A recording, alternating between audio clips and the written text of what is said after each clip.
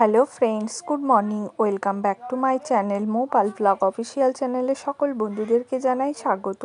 তো আমি অনেক দিন ভিডিও দিতে পারিনি, তার কারণ কিছু ফ্যামিলির কারণের জন্য দিতে পারিনি। তো চলো বন্ধুরা আমার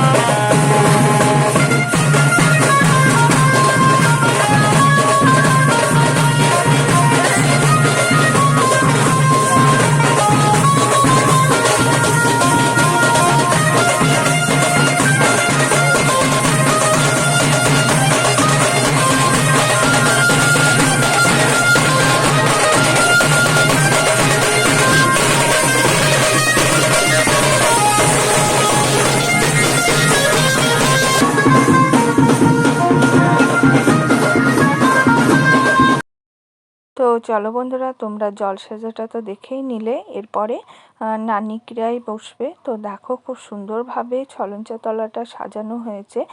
আর এখানটায় দেখো নানি ক্রিয়ায় বসেও গেছে, আর এখানটায় নানি ক্রিয়া স্টার্টও হয়ে গেছে। তো দেখো বন্ধুরা, খুব সুন্দর করে সাজিয়েছে জায়গাটা। আর ঠাকুরমশাই এখানটায় নানি ক্রিয়া করাচ্ছে, আর খুব সুন্দর লাগছে দেখতে। আর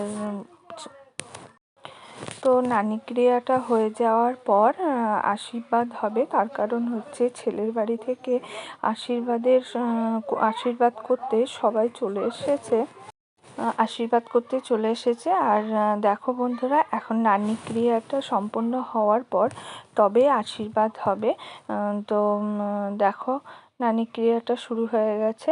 আর এবার দেখো আশীর্বাদ করতে সবাই ঘরে চলে যাবে। তো এখন দেখো আশীর্বাদটা শুরু হয়ে গেছে।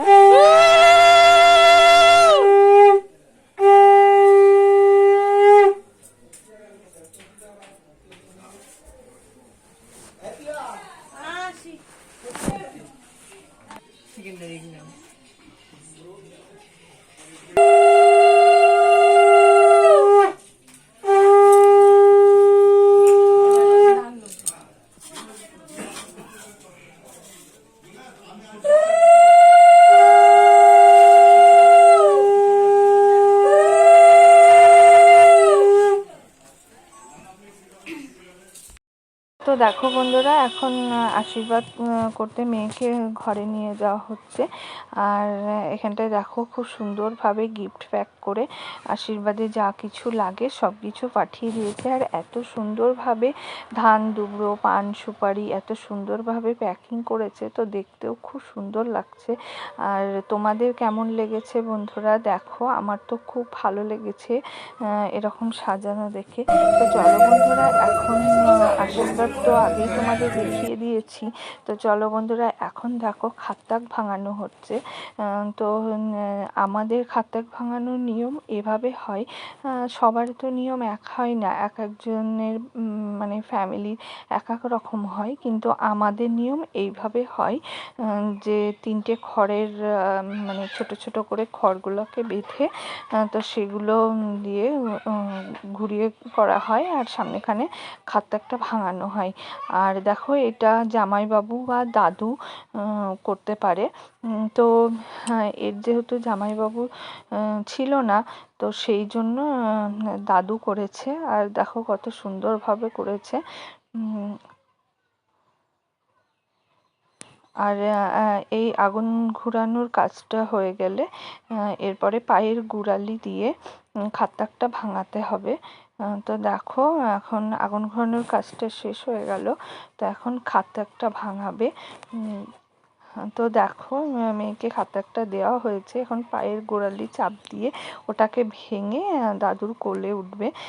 তো দেখো খুব সুন্দরভাবে ভাঙছে, আর খাতাটা দেখো ভাঙাও হয়ে গেছে। এবার দাদু কোলে করে ঘরে নিয়ে যাচ্ছে। আর চলো বন্ধুরা তোমাদেরকে দেখায় এখন যেখানে বউ বসবে সেখানটা কেমনভাবে সাজানো হয়েছে। তো চলো বন্ধুরা দেখো।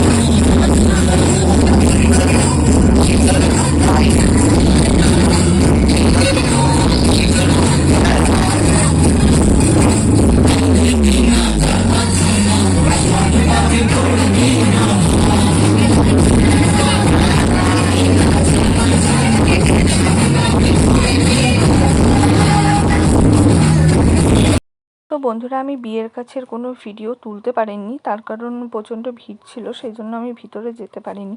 তো চলো বন্ধুরা তোমরা বিদায়টা দেখে নাও। তো যদি আমার ভিডিওটা ভালো লেগে থাকে লাইক কমেন্ট শেয়ার আর সাবস্ক্রাইব করে দিও। আর দেখো বন্ধুরা এখন মেয়ে চলছে শ্বশুরবাড়িতে, তো সেই জন্য গাড়ি চলে এসেছে। তো টাটা বাই বাই।